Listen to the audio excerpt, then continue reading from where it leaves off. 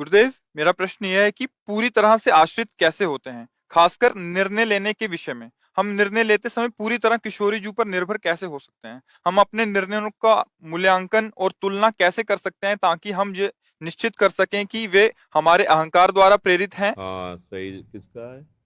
हाँ, सही बात यह है कि देहाभिमान से ही मन प्रेरित होकर के संकल्प विकल्प करता है, और मन के संकल्प विकल्प से प्रेरित होकर के इंद्रियां चेष्टा करती हैं। वो सत भी हो सकती है, असत भी हो सकती है, सुमति परक भी हो सकती है, कुमति परक भी हो सकती है। अब इसको हम शास्त्र प्रमाणित करें कि हमारा जो संकल्प बना है, जो क्रिया हो रही है, या जो हम भोग भोग रहे हैं, या जो हम चेष्टा कर रहे हैं, ये तस्मात् शास्त्रम प्रमाणम, शास्त्र प्रमाण गुरुवाणी संतवाणी के अनुसार है या नहीं। अनुसार है तो ठीक है, नहीं तो उसका त्याग करते हैं।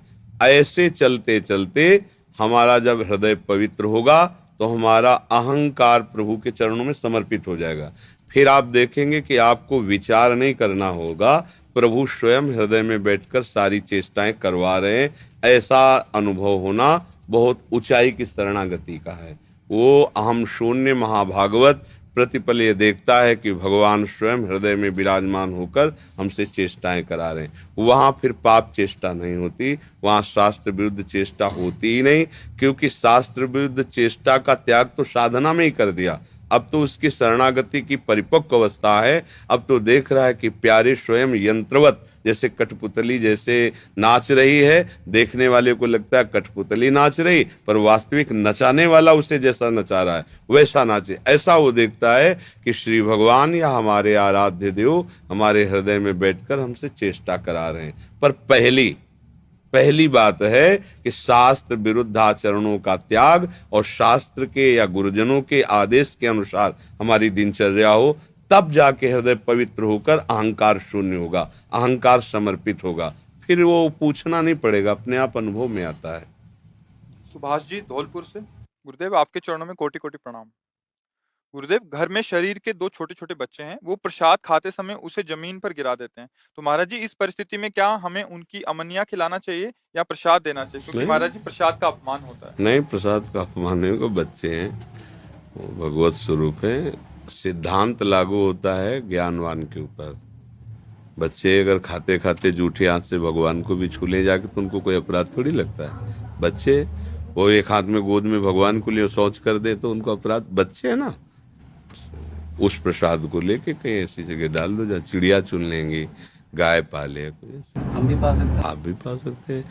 और ये अपने लोगों के ऊपर लागू है, क्योंकि अपने विवेकवान है, बुद्धिमान है, वो गिरने। अब बच्चे हैं, ये सब बच्चों के ऊपर नहीं लागू होता है। महर्षि, घर समाज में रहते हुए जैसे सामने वाले पड़ोसी मांस इत्यादि खाते हैं, बट नवरात्रि और सत्यनारायण की कथा आदि में वो प्रसाद देने आ जाते हैं, तो उस परिस्थिति में महाराज जी, वो प्रसाद ग्रहण करना चाहिए या उसमें कैसे निर्णय लेना चाहिए? हमें भगवत प्रसाद करके यदि दे रहे हैं वो पता है नारायण की कथा हुई, तो हम माथे से प्रणाम करके पा लेते हैं, क्योंकि वो भगवान को अर्पित किया गया ना। वो जो अन्य आचरण करते हैं वो जाने। जैसे मीरा जी को विक्रम ने ये कह के दिया कि ये गिरधर का चरणामृत है, उसमें विष था। तो मीरा जी ने, तो उनकी दासी ने कहा कि इसमें विष है। उनका ये गिरधर जाने, हमको उनका प्रसाद कह के दिया गया है, हम उसे पा लेते हैं। भक्ति का स्वरूप एक ये कहा कि सत्यनारायण का प्रसाद है।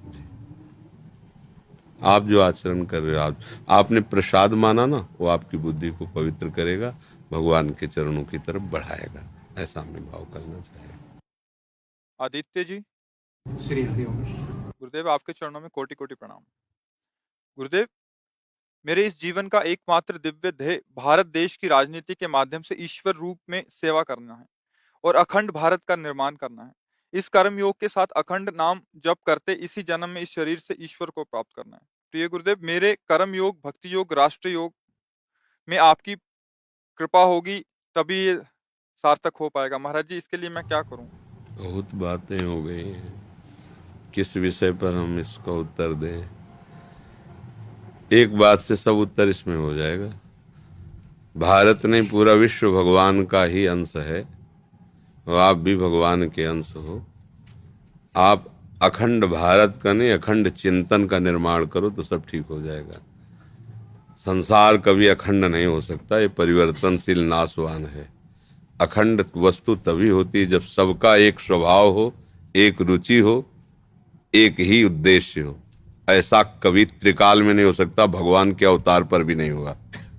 सबका एक उद्देश्य नहीं हुआ, सबका एक स्वभाव नहीं हुआ, सबकी एक रुचि नहीं हुई, तो अखंड तो हो ही नहीं सकता। अखंड है आनंद, अखंडानंद। संसार हेडिंग में लिख दिया गया, दुखालयम अशाश्वतम। तो जब बनाने वाले ने लिख दिया शाश्वत, तो तुम कैसे अखंड कर सकते हो? तुम क्या करो, बनाने वाले की अखंड स्मृति में तन्मय हो जाओ, तो तुम्हें दिखाई देगा सब अखंड है, क्योंकि वही अखंडानंद भगवान सब में व्याप्त है। तो बात समझ सकते हो। या तो ऐसे चक्रवर्ती सम्राट होते और सूरवीर योद्धा होते, तो फिर हम सोचते कि तुम्हारे माथे पे हाथ रखे कि जा विजयी भव। तो बहुत सावधानी की जरूरत है। हमें इस माया पर विजय प्राप्त करना है। काम, क्रोध, लोभ, मोह, मद मत्सर पर, इनके तो हम जूते खा रहे हैं और बार हम मुझ छेंटते हैं। क्या होगा इससे? माया की गुलामी से मुक्त हो जाओ, यही तुम्हारे सबसे बड़ी बहादुरी है। और तुम मुक्त हो गए तो हजारों को मुक्त कर सकते हो। तुम मुक्त हो गए तो हजारों को आनंद दे सकते हो। काम क्रोध का गुलाम कुछ नहीं कर सकता, न देशभक्ति कर सकता है और ना हृदय को आनंदित अपने न दूसरों के। बस पहली शर्त है, तुम काम क्रोध विजयी बनो, फिर आगे देखो क्या तुम्हें दिखाई देता है, तो रास्ता समझ में आ जाएगा। समझ में आया? पहले इस भारत को विजेता बना लो। अंदर तुम्हारे कोई विकार तुम्हें परास्त न कर पावे, ना अपमान, न निंदा, न काम, न क्रोध, न लोभ। तुम अखंड हो गए ना, तो चश्मा अखंड का लग गया, आप दिखाई देगा अखंड आनंद के सिवा कुछ है ही नहीं। चश्मा हमारा काला है, तो हम हरे रंग से पूरे विश्व को पोत दे तो भी काला ही नजर आएगा। हमें अपना चश्मा बदलने की जरूरत है। मत्ता परतरम नान्यत किंचिद अस्ति धनंजय, मेरे सिवा हे धनंजय कुछ नहीं है, ये हमें देखना है। लगो इस लाइन पर, सब क्लियर हो जाएगा। है? हाँ, सब क्लियर हो जाएगा। निखिल जी, पुणे महाराष्ट्र से, राधा वल्लभ श्री हरिवंश। महाराज जी, आपके चरणों में दंडवत प्रणाम। महाराज जी, आपको यूट्यूब के माध्यम से सुना, आज आपके समक्ष बैठ के बहुत प्रसन्नता हो रही है। महाराज जी, हमारे गुरुजी की इच्छा दृढ़ है कि मैं उनकी धार्मिक संस्था का काम भविष्य में संभालूं, पर मुझे कोई भी व्यवहार या उपाधि में अटकना नहीं है। मैं वो कार्य को राजी ना हो पा रहा हूँ। क्या वो गुरु आज्ञा का उल्लंघन अविस्वीकार है? गुरु आज्ञा किसी की संसार में फंसाने की नहीं होती। कोई भी गुरु अपने शिष्य को संसार में फंसाने का आदेश दे ही नहीं सकता। गुरु जी कह रहे हैं कि हमारी जो वस्तु है उसका आप अनुभव करो। आप जब अनुभव कर लोगे तो अपने आप उसका प्रकाश हो जाएगा। दूसरों को सिखाने की जरूरत नहीं। अपने हृदय को यदि भक्ति से भर लोगे, जैसे पुष्प में जब प्रकाश, वो पराग आ जाता है, तो भौरे अपने आप मडराने लगते हैं। फिर भौरों को पराग का सुख मिलता है। कागज का फूल लेके डोलो तो भौरे थोड़ी आ जाएंगे। हृदय को पहले गुरुवाणी से अभिषिक्त करके जो नाम दिया है, जो उपासना दी, उसको सिद्ध करो। फिर जब तुम नशे में होगे भगवत भक्ति के, नाम चल रहा है, जिधर देखोगे उधर मंगल शुरू हो गई। गुरु की आज्ञा का पालन हम लोग समझते नहीं। गुरु की आज्ञा को साधारणतया लेके व्यवहार में उतर जाते हैं कि हम तो धर्म का प्रचार करेंगे, हमारी गुरु की आज्ञा है। तो पहले तुम्हारे अंदर धर्म है? जो षड विकारों के अधीन हो, धर्म कैसे समझ पाएगा? पहले तुम विकार विजयी हुए तो तुम हुए अब धर्मात्मा। अब तुम्हारे द्वारा धर्म की स्वयं में ऐसी वृत्ति पैदा होगी कि सबका मंगल हो गया। देखो बड़े बड़े जो महापुरुष हुए महाराष्ट्र में, करताल बज रही है, नूपुर बज रहे हैं, मंजीर बज रहा है, हजारों लोगों का कल्याण हो रहा है, अपने आप कल्याण हो रहा है। वायु शीतल चलती तो जो ना चाहे उसको भी शीतलता लगती है ना। तो पहले हमें भक्त बनना पड़ेगा। ऐसा भक्त नहीं, ऐसा भक्त कि हमारी सुगंध से सामने वाला मतवाला हो, भक्ति रूपी सुगंध से। तो गुरु आज्ञा यही होती। गुरु आज्ञा का पालन तभी किया जा सकता, पहले तो हम बलवान बने ना। निर्बल आदमी कोई व्यवस्था थोड़ी संभाल सकता है। तो काम क्रोध आदि के द्वारा यदि हम परास्त हो रहे हैं तो निर्बल हैं। तो पहले हम गुरु मंत्र के द्वारा ऐसा बल प्राप्त करें कि हमें कोई विकार परास्त न करे, फिर समाज में उतर जाए। भगवान मंगल में है, वो संभालते रहते हैं, फिर भक्ति का प्रचार प्रसार होता है। तो ये बात है, उसको ऐसे समझे। आपके अंदर जो बात आ रही ना, उन्हीं की कृपा से आ रही है कि पहले वो नहीं, पहले ये। आप कह रहे हो ना मुझे इसमें फंसना नहीं, ये गुरु जी तुम्हें शिक्षा दे रहे हैं अंदर से कि वो हमारा लक्ष्य नहीं, ये लक्ष्य तुम अनुभव करो, फिर बाद में अपने आप सब होने लगेगा।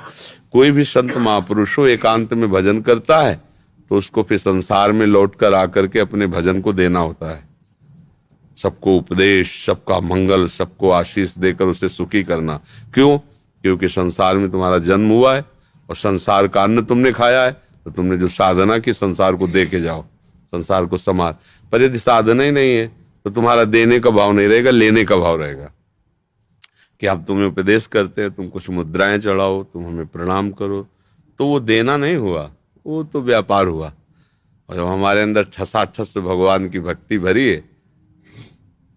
तो हमें चाहिए पहले अपने हृदय को भगवान में समर्पित करना। फिर समर्पित हृदय से जहां भी जाओगे वहीं आनंद फैल जाएगा। समझ में आ रहा है आपको?